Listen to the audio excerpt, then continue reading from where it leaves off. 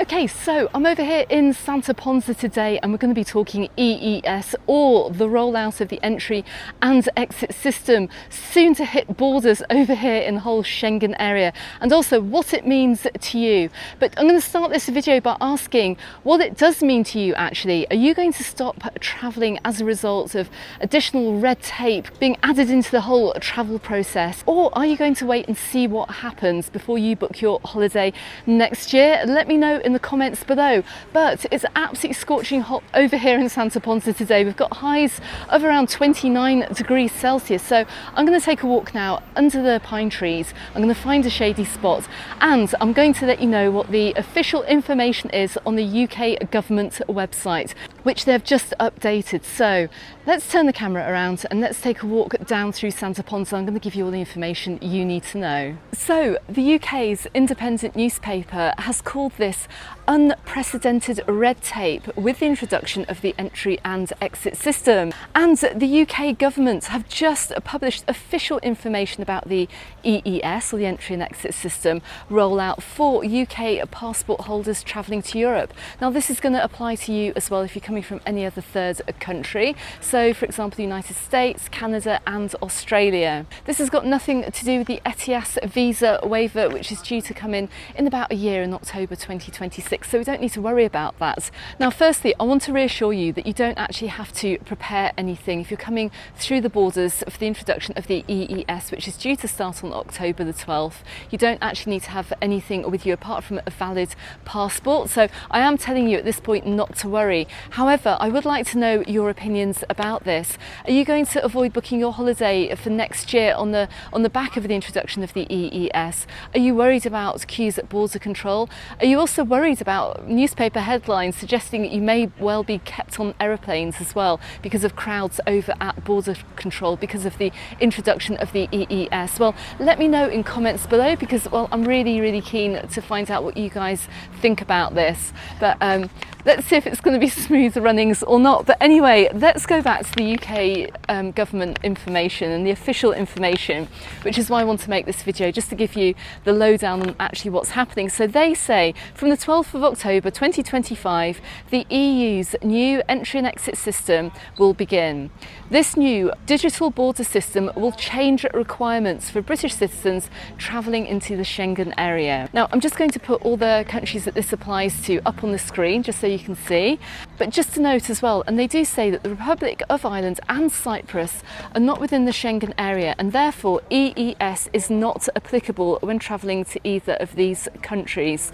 So let me know in comments, are you guys going to be going to Cyprus next year instead of Spain? I mean, I really would love to know actually how travel patterns are going to change with the introduction of the EES. They also state, if you are travelling to a country in the Schengen area for a short stay using a UK passport, you will be required to register your biometric details such as fingerprints and a photo when you arrive. You do not need to take any action before you arrive at the border, and there is no cost for this EES registration. And do you know, I don't know how much it's actually cost to set all this up, but anyway, they also go on to say after it's been fully implemented, EES registration will replace the current system of manual stamping passports when visitors arrive in the EU. And they say the EES may take each passenger a few extra minutes to complete, so be prepared to wait for longer than usual at the border once the system starts. Now, I also have to say as well, I'm just going to drop in here that the passport e-gates will still be in operation. This doesn't eradicate having to use the passport e-gates. You're still going to need to go through the whole passport control system. You'll probably be taken to a manual check as well if you've got small kids with you too. But it's going to be almost a double process, particularly when it starts rolling out. So going back to the UK's government information here, when the EES is introduced, you may need to create a digital record on your first visit to the Schengen area at the port or airport on arrival. You'll need to submit your fingerprints and have your photo taken at dedicated booths. The government also says you will not need to provide any information before travelling to a Schengen area country. If you're flying to a country in the Schengen area, you will complete EES checks when you arrive at your destination, and the checks may take a few minutes, so be prepared to wait during busy times. This is what I'm really worried about, and I'm worried about the impact it's going to to have on travel next summer. I'm worried about the impact it's going to have on you guys and on me as well, travelling as well. Actually, it shouldn't apply to me, but more about that later if you are a resident in the EU. But it's going to cause probably a little bit of chaos at the airports, and this is what we're all a little bit worried about. So the government goes on to say, if you enter the Schengen area through the Port of Dover, Eurotunnel at Folkestone or St Pancras International, EES checks will be completed at the border before you leave the UK. You may also need to provide either your fingerprint or photo when you leave the Schengen area. They go on to say, if you frequently travel through the Schengen area for work and or leisure purposes, you must ensure that your total stay in the Schengen area is no more than 90 days in every 180 days. And you must be aware of the penalty and enforcement approach for exceeding the immigration limits in any individual member state you plan to travel to. Well, we know that already, but this whole EES is designed to make sure that nobody overstays their welcome as well in the whole Schengen area. So they also go on to say that your digital EES record is valid for 3 years. If you enter the Schengen area during this time, you'll only need to provide a fingerprint or photo at the border when you enter, and also importantly when you exit as well, so they know when you've left. Now I can imagine here as well, after 3 years, after this initial rush of everyone registering their fingerprints and their photos, after 3 years it's all going to happen again. So this is going to be a good indication as to what it's going to be like, particularly this April as well. And I'm going to give you a whole timeline of how this is going to get rolled out in just a moment. But I just want to add the point as well that this is only relevant for children over the age of 12. Children under the age of 12 will only have a photograph taken, they won't have to provide a fingerprint. So they have to do a little bit less. So if you are travelling with a big family, it might be worth preparing kids as well for that. So why is all this happening? Well, I just have to say as well, and I'm going to drop in here, why is all this happening? It's because it's a fallout from Brexit, as you may well know. The UK voted to leave the European Union, and this is one of the fallouts, actually, to be treated as a third country, having all those travel restrictions imposed upon your stays now in Europe. And we've got to look at the positive side of this. It's going to mean probably better security, and it's also going to mean that your UK passport is going to be less likely to be stolen, because there's not going to be much you can do with it really. Once this whole EES system starts, if anyone steals your passport, they won't be able to as easily enter or leave the European Union with it, because of course you'll go on to cancel your passport, but also your biometric data and your fingerprints and your photo will not match that of whoever's stolen the passport too. So that's got to be an upside of it, and we have to think of it like that, because you know, I don't think there's going to be another referendum anytime soon. However, the government also go on to say the EES is designed to improve border security within the EU and its neighbouring countries and reduce illegal migration into the Schengen area. It will automate border control checks to help the EU stop visitors overstaying. The EES is part of wider work the EU is doing to strengthen the border security, and in 2026 the EU is expected to start operations of the new European Travel Information and Authorisation System, otherwise known as ETIAS. No action is required from travellers at this point. The European Union will announce the specific date for the start of the ETIAS before its launch. Okay, the bad news is that it's going to cost you in the region of around £17 or €20. And the UK already has this in place as well, and it's in the form of the ETA, or the Electronic Travel Authorisation, for any non-UK passport holders entering the UK, and this came in force in April of this year. Some people call it a travel tax, but some people just call it the ETA. Anyway, call it as you will, but the good news is that the ETIAS will be held off now for another year until this EES system is in place and up and running. Okay, I've just had to re-angle my camera just because I'm drifting into the sunshine here. We've got a lovely day over here in Mallorca.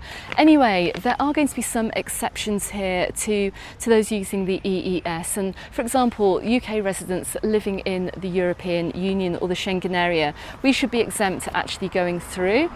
Also, EU nationals and And Irish passport holders, well, they're going to be able to just sail through border control as usual, as UK residents once did. I mean, it's going to add time onto the journey. You know, there used to be a point where we could just sail through the airport from the point of arriving at the airport onto getting onto your plane and departing with 45 minutes to spare. But now, you know, I think it's even a short flight to the UK, you've got to get there at least 2 hours before, and who knows, they may even lengthen times that you have to get to the airport as well with the introduction of this. Keep an eye on your emails if you are travelling in the next 6 months on the rollout.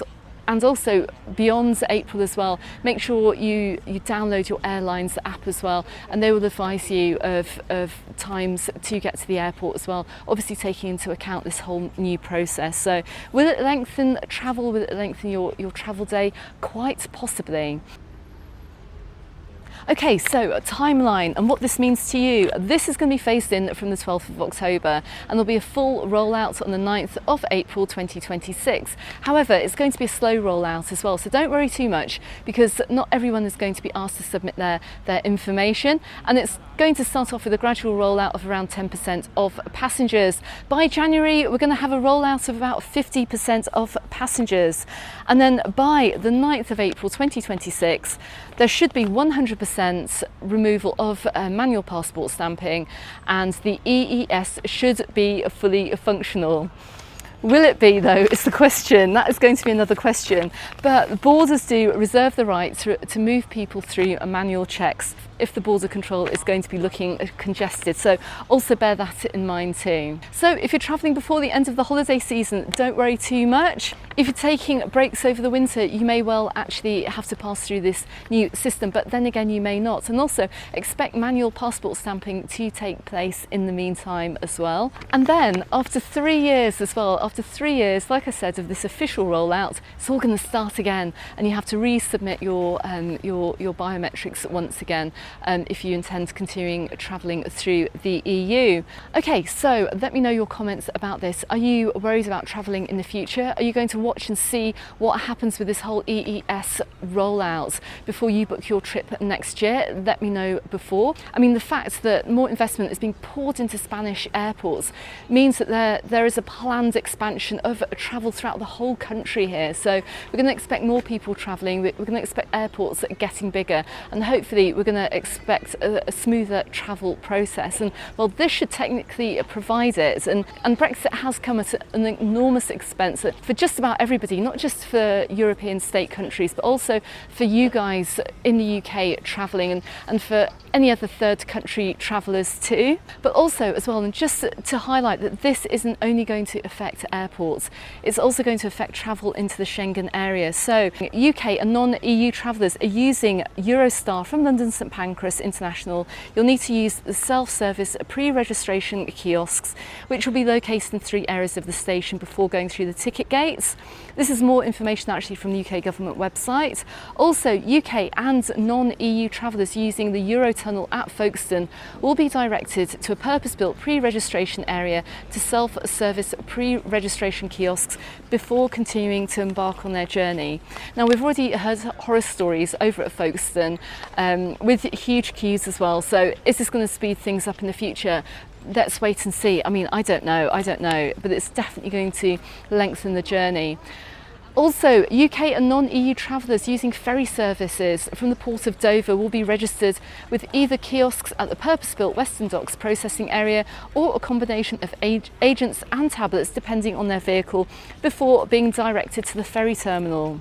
UK and non-EU travellers entering the Schengen area by air or by ferry services departing from ports other than the port of Dover will be registered at the border on arrival in their destination country. And the government also say in all locations, travellers should follow directions from their operator and port or airport, and make border staff aware if they anticipate any issues completing biometric checks. Also, cruise ships as well, very quickly, just looking at cruise ships, sailings that start and finish their journey from outside the Schengen area, for example at a UK port, will generally be exempt from EES checks, including for any day trips into the Schengen area that are part of their itinerary. I mean, that's actually quite interesting. I'm not quite sure as well how this will affect extreme day trips. You'll probably get stamped in and out, and it'll probably count as one day in Europe. I'm not sure about that.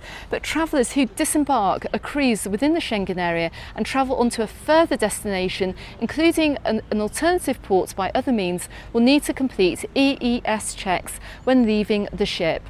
Any travellers boarding a cruise within the Schengen area will need to complete EES checks at their initial entry point of entry to the Schengen area.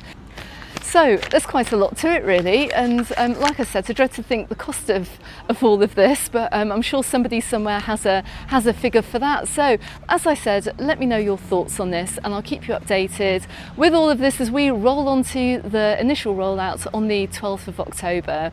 Guys, I know this is quite a factual video, a little bit boring. I'm going to leave you with some nice views of Santa Ponsa, and I hope you've enjoyed the views as well of Santa Ponsa in this video. I will be back here very soon as well with an update from this area, and if you're new to the channel, consider subscribing if you haven't done so already. I'm based here in Mallorca. I show you the very best of this beautiful Balearic island, and also I bring you all the latest travel news too. Okay everyone, thanks very much for watching. I'm going to drop a couple of videos appearing both here and here on YouTube. Don't forget you can follow me on Facebook and on the Instagram, also called Mallorca Under the Sun, and I look forward to seeing you on the next video. Goodbye for now.